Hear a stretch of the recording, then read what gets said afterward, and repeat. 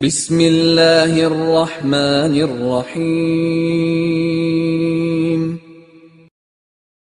السلام علیکم ورحمۃ اللہ وبرکاتہ۔ الحمد للہ وکفى وسلام علی عباده الذین اصطفى، اما بعد۔ حاضرین و ناظرین، یہ درس حدیث نمبر 130 ہے۔ آج ایک حدیث آپ کی خدمت میں ترجمے کے بعد تشریح کی جائے گی۔ بسم اللہ الرحمن الرحیم۔ عن زید انه سمع ابا سلام يقول حدثني ابو امامة الباهلي قال سمعت رسول الله صلى الله عليه وسلم يقول اقرأوا القرآن فإنه يأتي يوم القيامة شفيعا لأصحابه، اقرأوا الزهراوين البقرة وسورة آل عمران فإنهما تأتيان يوم القيامة كأنهما غمامتان أو كأنهما غيايتان أو كأنهما فرقان من طير صواف تحاجان عن أصحابهما، اقرأوا سورة البقرة فإن أخذها بركة وتركها حسرة ولا تستطيعها البطلة۔ قال معاوية بلغني أن البطلة السحرة، رواہ مسلم۔ ترجمہ یوں ہے، حضرت زید رضی اللہ عنہ سے روایت ہے، انہوں نے ابو سلام سے سنا، وہ کہتے تھے مجھ سے حضرت ابو امامہ باہلی رضی اللہ عنہ نے حدیث بیان کی، انہوں نے کہا میں نے رسول اللہ صلی اللہ علیہ وسلم کو یہ فرماتے ہوئے سنا، قرآن پڑھا کرو کیونکہ وہ قیامت کے دن اصحاب قرآن حفظ و قرات اور عمل کرنے والوں کا سفارشی بن کر آئے گا۔ دو روشن چمکتی ہوئی صورتیں البقرہ اور آل عمران پڑھا کرو کیونکہ وہ قیامت کے دن اس طرح آئیں گی جیسے وہ دو بادل یا دو سائبان ہوں، یا جیسے وہ ایک سیدھ میں اڑتے پرندوں کی وہ ڈاریں غول در غول ہوں۔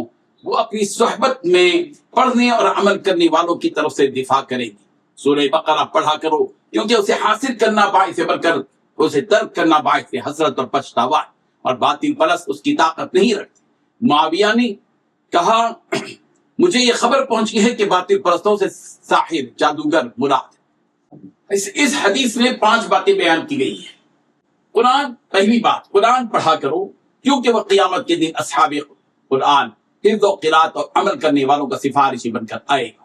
دوسری بات، دو روشن چمکتی ہوئی صورتیں البقرہ، سورۃ البقرہ اور سورہ آل عمران پڑھا کرو کیونکہ وہ قیامت کے دن اس طرح آئیں گی جیسے وہ دو بادل یا دو سائبان ہوں، یا جیسے وہ ایک سیدھ میں اڑتے پرندوں کی وہ غول در غول ہوں، ڈارے ہوں۔ وہ اپنی صحبت میں پڑھنے اور عمل کرنے والوں کی طرف سے دفاع کریں۔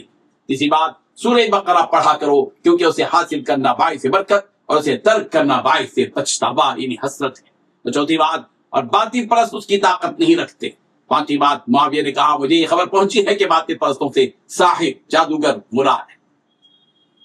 بزرگان محترم، ہم نے یہ حدیث یہاں اس لیے بیان کی ہے کہ اس حدیث میں سورہ بقرہ اور سورہ آل عمران کی فضیلت بیان کی گئی ہے، اور ہم مسلسل قرآن مجید سے متعلق احادیث بیان کرتے آ رہے ہیں، اور دیگر صورتوں سے متعلق احادیث کا سلسلہ جاری رہے گا۔ رسول رحمت صلی اللہ علیہ وسلم نے اپنی امت کو یہ حکم دیا ہے کہ وہ قرآن مجید پڑھا کرے، اور اس کی وجہ آپ علیہ الصلوۃ والتسلیم نے یہ بیان کی کہ یہ قرآن مجید ان لوگوں کے حق میں سفارشی بن کر آئے گا جو اس قرآن مجید کو پڑھیں گے اور عمل کریں گے۔ ہر مومن و مسلمان کی دل میں یہ آرزو اور تمنا دل کی گہرائیوں سے ہونی چاہیے کہ کل قیامت کے دن یہ قرآن مجید اس کے حق میں سفارش کرنے والا بن کر آئے۔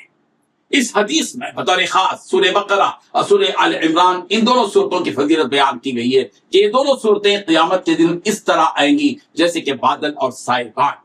جس طرح گرمی اور دھوپ کی شدت میں آدمی کسی بادل یا سائبان کا محتاج ہوتا ہے، قیامت کے دن ہر انسان اس سنگین حالت میں بادل اور سائبان کا محتاج اور ضرورت مند ہوگا، اور اس دن کا خوش نصیب انسان وہ ہوگا جس کے سامنے سورہ بقرہ اور سورہ آل عمران یہ دونوں صورتیں بادل اور سائبان بن کر آئیں گی۔ تجربے کی بات ہے کہ جب ہم کسی صحرا میں یا بیابان میں ہوتے ہیں جہاں دھوپ اور گرمی کی شدت سے بچنے کے لیے کچھ بھی نہ ہو، تو ہم چاہتے ہیں کہ آسمان پر بادل چھا جائیں یا گرمی کی شدت سے بچنے کے لیے کوئی سائبان مل جائے جس کی چھاؤں سے ہم گرمی کی شدت سے بچ سکیں۔ قیامت کے دن سورہ بقرہ اور سورہ آل عمران اس شخص کی طرف سے دفاع کریں گے جو ان دونوں صورتوں کو پڑھتا ہو، اس پر عمل کرتا ہو ان دونوں صورتوں کے بارے میں یہاں ایک اور مثال بھی دی گئی کہ یہ دونوں صورتیں یعنی سورہ بقرہ اور سورہ آل عمران جس طرح بادل یا سائبان بن کر آئیں گے، یا تو وہ دونوں صورتیں ایک ہی سیر میں اڑتے پرندوں کے غول بن کر آئیں گے، یعنی بالکل سائے میں ہوں گے۔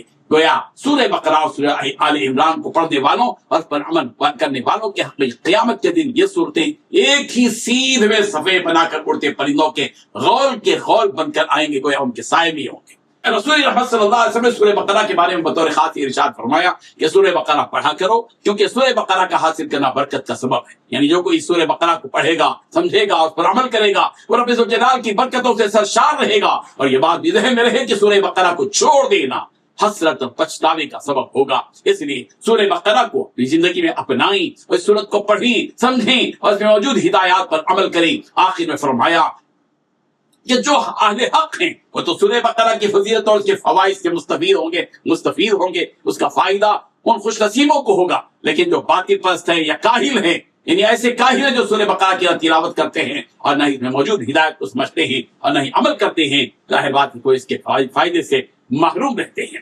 ظاہر ہے کہ البترا سے یا تو وہ کاہل مراد ہے، اور کہا کہ اس سے جادوگر بھی مراد ہو سکتے ہیں۔ اللہ تبارک و تعالی ہم سب کو ان احادیث کو سمجھنے کی توفیق عطا فرمائے۔ آمین۔ وآخر دعوانا ان الحمد للہ رب